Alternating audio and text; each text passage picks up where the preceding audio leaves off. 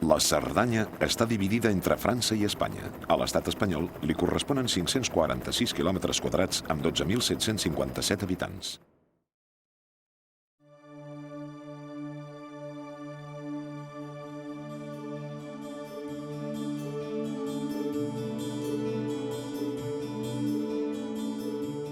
Tal com va apreciar Verdaguer, en la plana de Cerdanya hi ha de Llívia el poble antic, partint-se França i Espanya, el seu camp, hermós i ric. Llívia va ser la Júlia líbica romana, que presidia les terres ceretanes. I des del 1415 té una de les farmàcies més antigues d'Europa. Puigcerdà va ser fundada per Alfons I el 1178 perquè substituís Llívia i Ix com a capital del comtat de la Cerdanya. Dominant el pla des d'un turó, és actualment la indiscutible capital d'una comarca alhora rural i turística. La burgesia benestant de la Renaixença barcelonina la va convertir en centre cultural, artístic i d'estiueig, i d'això en són testimonis l'Estany i nombroses torres. Un d'aquells estiuejants, el poeta Joan Maragall, s'hi va inspirar en admirar el pla des de la balconada. M'agrada el balcó gran de la muralla, quan la gent de la vila hi va a badar, i amb ull ja quasi incommovible aguaita el pas de la llunyana tempestat.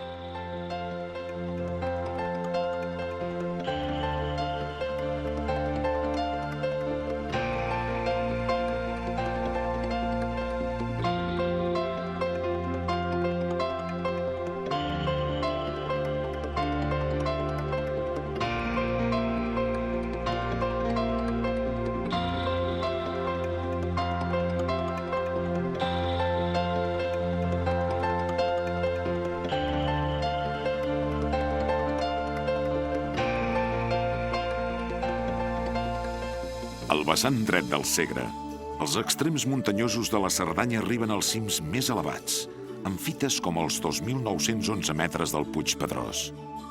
El viatger, diu Pau Vila, resta sorprès davant del magnífic paisatge d'aquella terra oberta amplament, en el cor mateix del Pirineu, badat a l'entorn d'ella en dues rengleres de cims alterosos que la major part de l'any són blancs de neu. De llevant a ponent, el Segre recull de tots els vessants les aigües que reguen les terres i les vesteixen de la verdor característica de la Cerdanya, la qual, de primer antuvi, dona la impressió d'un país alpestre.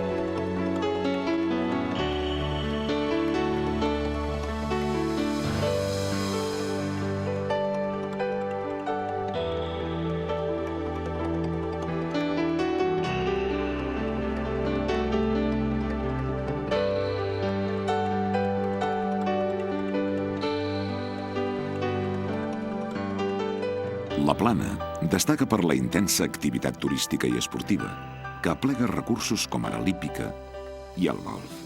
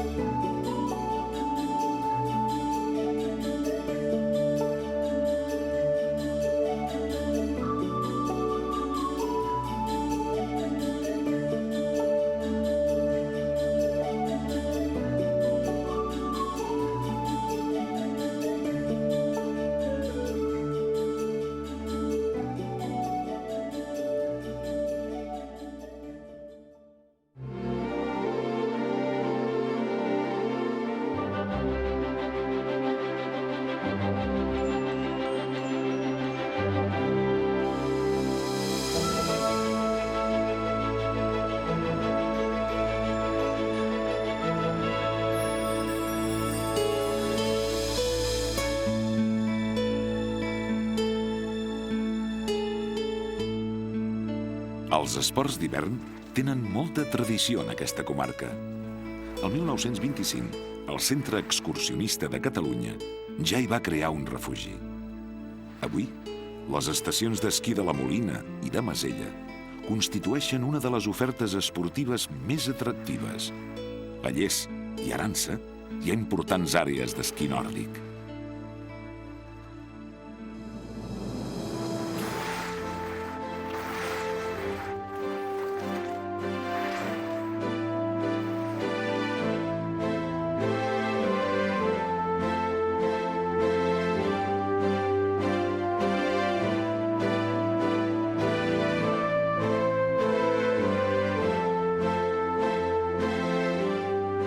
El vessant nord del Parc Natural de Cadí-Moixeró separa la Cerdanya de l'Eix del Llobregat, tot i que ara queden units pel túnel.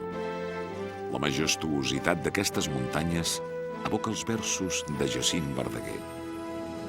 És del Cadí la serralada enorme, ciclòpic mur en forma de muntanya, que serva el terraplè de la Cerdanya, per on l'Ossegre va enfondint son llit.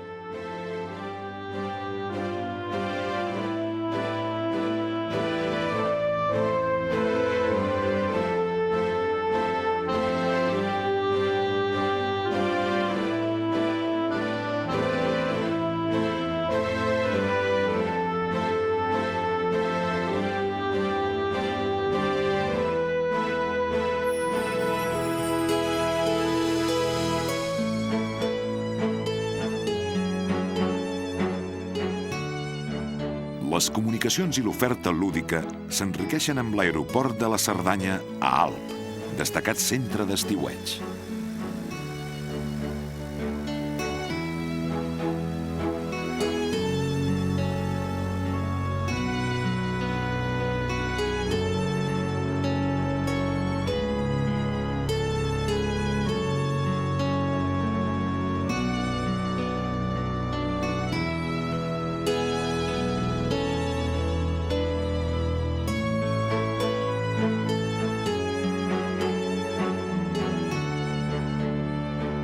Aquesta és la plana cantada per Tomàs Garcés.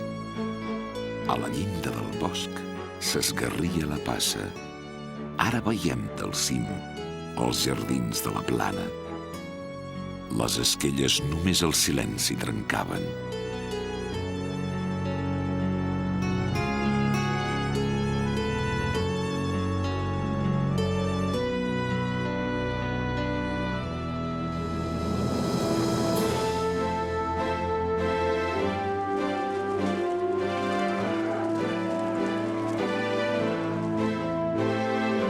A Isòvol, la plana s'estreny i dóna pas a la subcomarca del Veridà.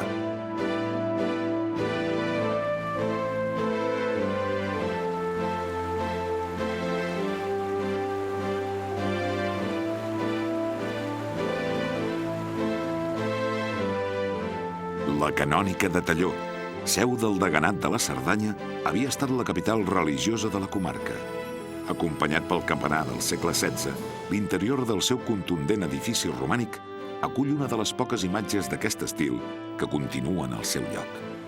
El curs del Segre, l'antic Sicuris, ha marcat sempre el camí que trepitjaven els cerdans que va descriure Prudenci Bertrana.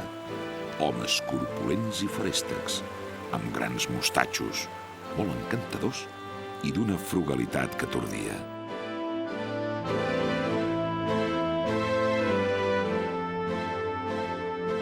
Bellver va néixer el 1225 en un punt estratègic del curs del Segre per presidir el Veridà com a capital de la sotsvegueria i com a centre de serveis.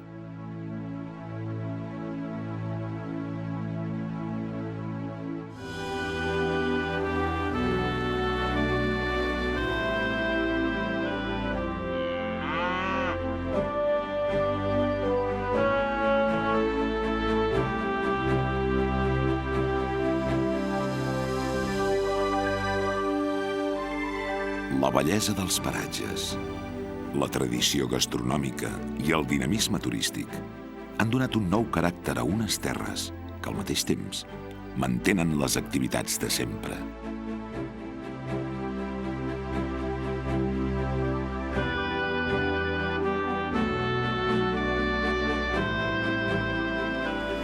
El Segre continua el seu curs, com escrivia Josep Pla, fent via sempre cap a ponent i cap al sud, cap a l'estupenda cassola de l'Urgellet.